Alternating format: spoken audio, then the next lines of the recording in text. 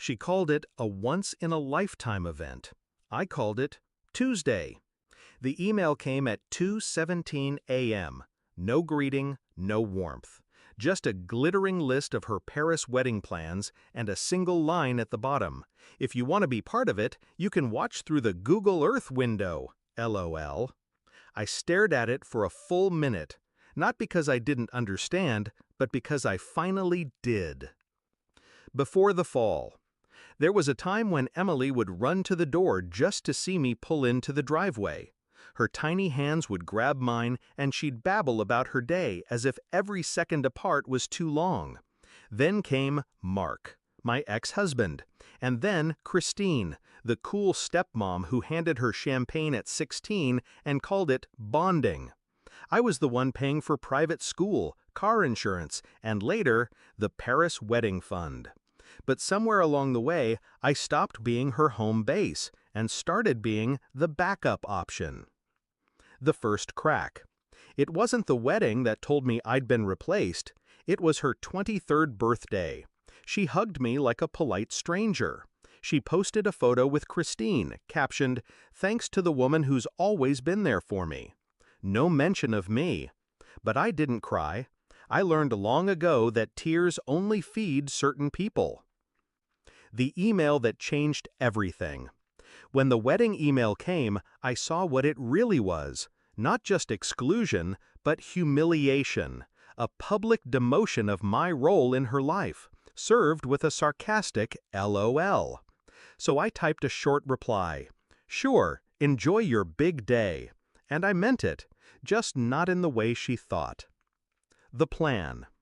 You don't raise a child for 26 years without knowing exactly how their life runs, and where it can stop running.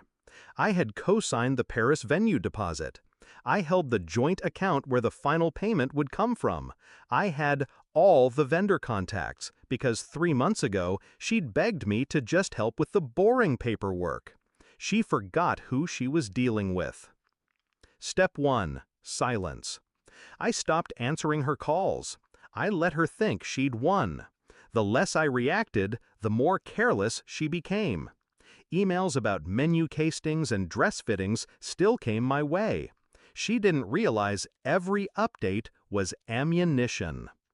Step 2. The switch. 3 weeks before the wedding, I redirected the final venue payment to my account. Breach of contract? Sure, but the contract was in my name. That meant the venue would be free to rebook the date unless payment cleared. I called the venue manager, charming, apologetic. "Family emergency," I said. "We can't go through with it. Please refund the deposit." They agreed. The Paris ballroom booked out to another couple within 48 hours. Step 3. The quiet collapse. I contacted the photographer, florist, and caterer. All contracts ran through me. I canceled every single one. The refunds came straight back to my account. I even called the string quartet she'd bragged about on Instagram. The lead violinist said, "Oh, that's a shame." I smiled. Yes, it is. The day before. Emily still hadn't caught on. She was too busy posting countdown photos from a rented Airbnb in Paris. At midnight, I sent one last email. Weddings are tricky. Sometimes you think you know exactly who will be there for you, until you don't. The morning of. She must have woken up to chaos. Her calls started at 5:12 a.m. Paris time. First 3, then 7, then 12 missed calls in under an hour. The texts were frantic. "Mom, venue says we're not booked. Vendors aren't answering. What the hell did you do?" I didn't reply. I didn't even open them. I was too busy making coffee, watching the sun come up over my porch. Somewhere across the world, my daughter was standing in a white dress with nowhere to walk but back to the car. The confrontation. She called from Christine's phone. I answered. Her voice was shredded. "How could you do this to me? To us?" I let a beat of silence stretch until I could hear her breathing hard, like she was about to cry.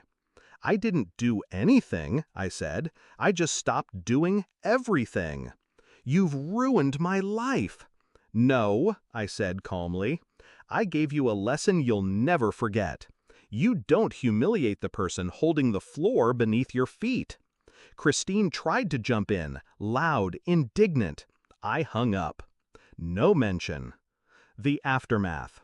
She tried to post about it online, but her friends wanted to know why her own mother had all the contracts in her name.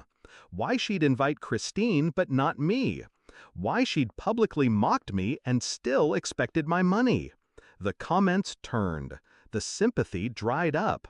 In the photos she posted a week later, a courthouse ceremony with Mark and Christine standing stiffly beside her, she looked older, smaller. Reflection. I don't regret it.